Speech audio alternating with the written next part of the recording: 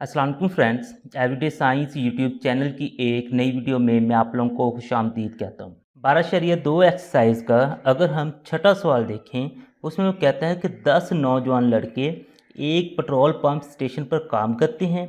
इनकी हफ्तावार उजरतें दर्ज झैल हैं। तो ये ना कि उनकी हफ्तावार उजरतें दी हुई हैं कि एक हफ्ते में एक बंदा ये कमाता है, दूसरा ये कमाता है, तीसरा ये कमाता है। ये 10 बंदों की ना उन्होंने उजरतें यानी कि तनहा एक हफ्ते की दी हुई है। अब वो कहते हैं उजरतों का हिसाबी औसत निकालना है, लेकिन निकालना कौन से तरीके से? मुख्तसर कुलिये से। दूसरे नंबर पर वो कहता है वस्तानिया और आधा मालूम करें। तो इस पे कोई शर्त नहीं लगाई, ये तो सिंपल तरीके से हम निकाल सकते हैं। लेकिन ये जो हिसाबी औसत है इसको मुख्तसर कुलिये से हमने निकालना है। तो मुख्तसर कुलिये से निकालने के लिए हमें ना एक टेबल बनाना पड़ेगा। तो वो जो टेबल है वो कुछ इस तरीके से बनेगा हमारे पास, यानी ये सारी जो उजरतें हैं इनको हमने ना कि इस तरीके से एक्स वाले इस तरह से कॉलम में लिख देना है और वहाँ से हमने डी मालूम कर लेना है। वो आएगा जी एक्स माइनस ए। तो वो मैं आप लोगों को बताता हूँ कि डी हमने कैसे निकालना है। लेकिन उससे पहले ना कि हमने ये टेबल क्यों बनाया है उसका मैं आप लोगों को बताता हूँ। क्योंकि ना ये हमारे पास कुलिया जो होता है ना, जो हिसाबी औसत निकालने का, ये है हमारे पास गैर ग्रोही मवाद। ग्रोही मवाद होता है हमारे पास जो ग्रुप बने होते हैं, यानी कि 5 से 10 तक, आगे 11 से 15 तक, 16 से 20 तक, इस तरह से जो ग्रुप बना होता है उनके लिए ये वाला फार्मूला इस्तेमाल होता है। क्योंकि ये ग्रुप नहीं बने हुए तो ये इसके लिए हमारे पास गैर ग्रोही मवाद वाला फार्मूला, ये वाला फार्मूला लगेगा। इसमें हमारे पास 3 चीज़ें हैं। एक है जी ए, दूसरा है सिग्मा डी, तो तीसरा हमारे पास एन। अब यहाँ से ना हमने ए जो लेना है, तो ए मैंने आप लोगों को जैसे पहले ही बताया था कि हमने वो दरमियान वाली रकम ले लेनी है। जो हमारे पास था ना कि दरमियान वाली रकम होती है वो ए होती है। इसमें अगर हम टोटल गिने ना 1 2 3 4 5 6 7 8 9 10 है, तो 10 की जो हम दरमियान वाली रकम निकालेंगे वो पाँचवीं रकम हम कह लेते हैं। अगर 11 होती तो चलो वो छठी हो जाती। तो हम कहते हैं कि फॉर एग्जाम्पल पाँचवीं जो रकम है वो हमारे पास दरमियान वाली रकम है। तो यहाँ से अगर हम देखें तो जो पाँचवीं रकम हमारे पास बनती है वो कौन सी है जी? 1 2 3 4 5, यानी कि इसका जो ए बनेगा वो है जी 4350। अब इस एक हिसाब से अब हमने ना हर किसी के लिए डी निकाल लेना है, क्योंकि डी हमारे पास होता है एक्स माइनस ए। एक्स हमारे पास ये है और माइनस ए जो है वो हमारे पास आ जाएगा 4350।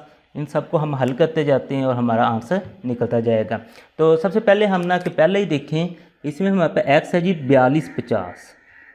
4250 हमारे पास एक्स है और जो ए है वो सब के लिए ही 4350 ही होगा। तो इसका जब हम आंसर निकालते हैं कैलकुलेटर की मदद से, आप लोग कैलकुलेटर पे बिल्कुल ऐसे ही लिख देंगे, यानी 4250 माइनस डालकर आप लोगों ने 4350 लिखना है, तो वो खुद ही आंसर आप लोगों को -100 दे देगा। ये हमने ना कि -100 इसका आंसर निकाल लेना है।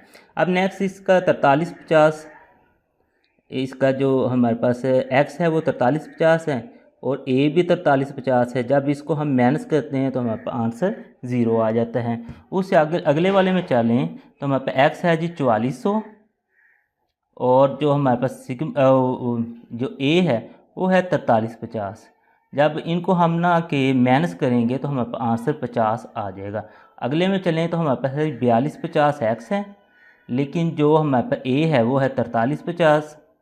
इसको हम माइनस करते हैं तो हमारे पास आंसर आ जाएगी -100। ये आप लोग देख लें, ये पहले वाला और ये एक जैसा ही है, तो ये -100 इसका आंसर आ गया। आगे इसको देखें तो इसमें 4350 हमारे पास एक्स है और 4350 ही ए है। जब इनको माइनस करें तो हमारे पास आंसर 0 आ जाएगा। उससे आगे चलें, इसी तरह से हमने चलते जाना है। ये हमारे पास 4410 है, इसको माइनस करना है जी 4350। इसमें से 4350 को हमने माइनस कर देना है और जब आप लोग माइनस करेंगे तो 60 आंसर आ जाएगा। इससे आगे चलें तो ये हमारे पास 4500 है, इसमें से हमने माइनस कर देना है ये 4350। तो जब 4350 इसमें माइनस करते हैं तो 150 हमारे पास जवाब आ जाता है। अब नेक्स्ट है जी 4300, इसमें से हमने माइनस करना है ये 4350। आप लोगों के पास जी आंसर आ जाएगा जी इसमें 4300, ये -50 इसका आंसर आ जाएगा। इससे आगे चलें, हमारे पास है जी 4500। अच्छा, इसमें से हमने माइनस करना है 4350, तो ये हमारे पास इसका आंसर 150 आ जाएगा। कैलकुलेटर से आप लोग हल करते जाएंगे। ये आगे है 4390, इसमें से ए को माइनस करना है तो वो 4350 ही है, तो इसका जवाब भी हमारे पास 40 आ जाएगा। इस तरीके से ये सारे आप लोगों ने आंसर निकाल लेने हैं और एंड पे आप लोगों ने सिग्मा डी हमारे पास आएगा। इन सब को, ये जो डी सब के आए हैं, इन सब को जमा करके हमारे पास सिग्मा डी आ जाएगा। तो अब हम कैलकुलेटर लेते हैं, उन सब को जमा करते चलते हैं। तो सबसे पहले हमारे पास माइनस 100 है तो इसको लेंगे। अच्छा, उसके बाद फिर ज़ीरो है तो ज़ीरो को भी चले लिख लेते हैं। उसके बाद 50 जमा का है। उसके बाद अगर देखें फिर माइनस का 100 है। उसके बाद अगर हम देखें तो हमारे पास ज़ीरो है। अच्छा, उसके बाद देखें हमारे पास है जी जमा का 60, तो ये जमा का 60 लिख लेते हैं। उसके बाद जमा का 150 है और उसके बाद हमारे पास है जी माइनस का है जी माइनस का 50, तो हमने माइनस का 50 लिखा, फिर जमा का 150, फिर जमा का 40। इस तरीके से जब हमने ना कि इसका आंसर निकाला वो हमारे पास 200 आ गया। सिग्मा डी जो हमारे पास आएगा वो 200 आएगा, तो वो यहाँ पे आप लोग लिख लेंगे। तो ये सारी चीज़ें निकालने के बाद अब हम ना के फार्मूले को दोबारा से देखते हैं और इस फार्मूले को जो गैर ग्रोही मवाद वाला है उसको दोबारा से लिखते हैं और हल कर लेते हैं, तो हमारे पास आंसर निकल आएगा जी। ये जो एक्स बार हमारे पास है जी ए प्लस सिग्मा डी और बटे में हमारे पास है जी एन। तो यहाँ पे जो हम एन है ना, एन है जी टोटल जो हमारे पास रकमें थी, तो वो तो शुरू में ही उसने हमें बता दिया। तो जो टोटल है ना, टोटल है जी 10 लड़के वो कहता काम कर रहे हैं, इसका मतलब एन हमारे पास 10 ही आएगा। तो चलिए अब हम ना कि यहाँ पे कीमतें पुट करते हैं, तो हमारे पास इसका साबियोस निकल आएगा। तो ए जो हमने लिया था 4350 वो लिख देंगे। उसके बाद जो सिग्मा डी हमने निकाला था 200 वो लिखेंगे और डिवाइड 10 पे कर देंगे। अब आप लोग 200 को 10 पे डिवाइड करें, यह 4350 तो उसी तरह से आ गया। 200 को जब 10 पे आप लोग डिवाइड करोगे तो आप लोगों का आंसर 20 आ जाएगा। तो इस तरीके से इसका जो हिसाबी औसत निकलेगा वो निकल आएगा जी 4370। इन दोनों को आप लोगों ने जमा कर देना है। तो ये हमारे पास इसका ना कि हिसाबी औसत निकल आया है। हिसाबी औसत निकालने के बाद इसका हमने कि वस्तानिया मालूम करना है। तो वस्तानिया को आप लोगों को पता ही है कि सबसे पहले जो वस्तानिया मालूम करने के लिए काम होता है वो है जी जो आप लोगों के पास रकमें हैं उनको तरतीब सऊदी में हमने ना लिखना होता है।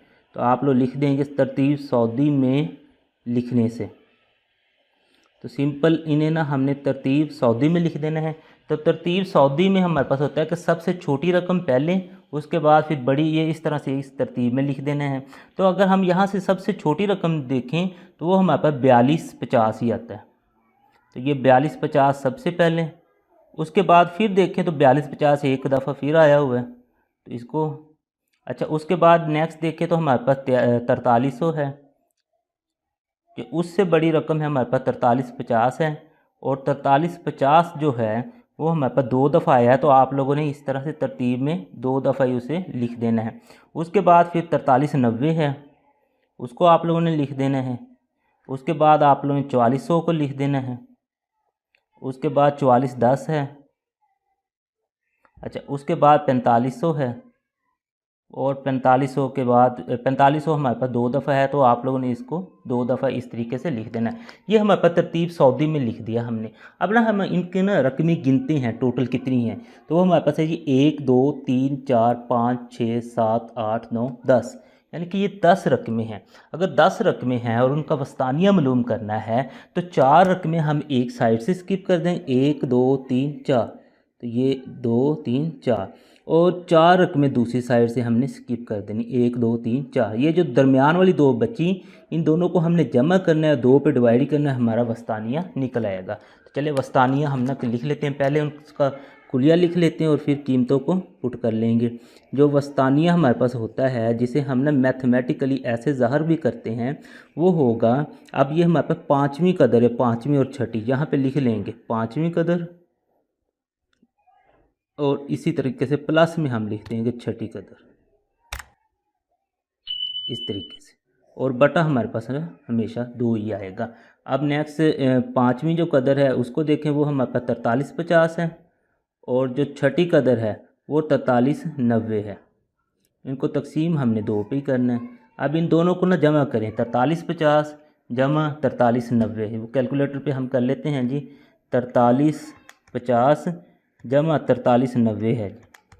इन दोनों को जमा करें तो हमारे पास आंसर आता है 8740। तो हम लिख लेते हैं जी 8740 और बटे में हमारे पास है जी 2। इन दोनों को ना के तकसीम करते हैं। अब हम 8740 डिवाइड हमारे पास है जी 2 पे हमने इसको तकसीम करना है। तो ये 43 जो 70 है, 4370 ये इसका ना कि वस्तानिया निकल आएगा। 4370 यहाँ पे हम ना इसे लिख सकते हैं। ये इसका वस्तानिया निकला है। अब वस्तानिया मालूम करने के बाद हम ना कि आधे पे आते हैं। तो आधा हमने कैसे मालूम करना है? तो आधे का सिंपल सा रूल होता है कि जो रकमें सबसे ज़्यादा बार आई हैं ना, तो वो हमारे पास ना कि आधा है। अब हमने ना कि इस मवाद में देखना है कि कौन सी रकमें ना कि सबसे ज़्यादा बार आई हैं। तो अगर हम देखें तो जो हमारे पास है जी 4250 है। 4250 ये एक दफ़ा ये है और दूसरा ये 2 दफ़ा। 4250 हमारे पास ना 2 दफ़ा आ गए हैं। उसके अलावा अगर हम देखें जो 4350 है, 4350 वो भी हमारे पास एक दफ़ा, उसके बाद 4350 2 दफ़ा, 2 दफ़ा ही हमारे पास 4350 आए हैं। और साथ में ही हमारे पास जो 4500 है ये भी 2 दफ़ा है। और बाकी जो रकमें बचती हैं यानी 4400 बचा है, 4410 या 43 या 4390 ये एक एक दफ़ा है। यानी ये जो ये 3 रकमें बनती हैं ना, ये 2 दफ़ा आई। तो आधे की डेफिनेशन के मुताबिक जो रकम सबसे ज़्यादा बार आएगी वो हमारे पास आधा होगी। ये 3 रकमें जो हैं ये हमारे पास 2 दफ़ा यानी कि ज़्यादा बार आई हैं। इसका मतलब है ये जो तीनों ही हैं ना ये हमारा आधा है।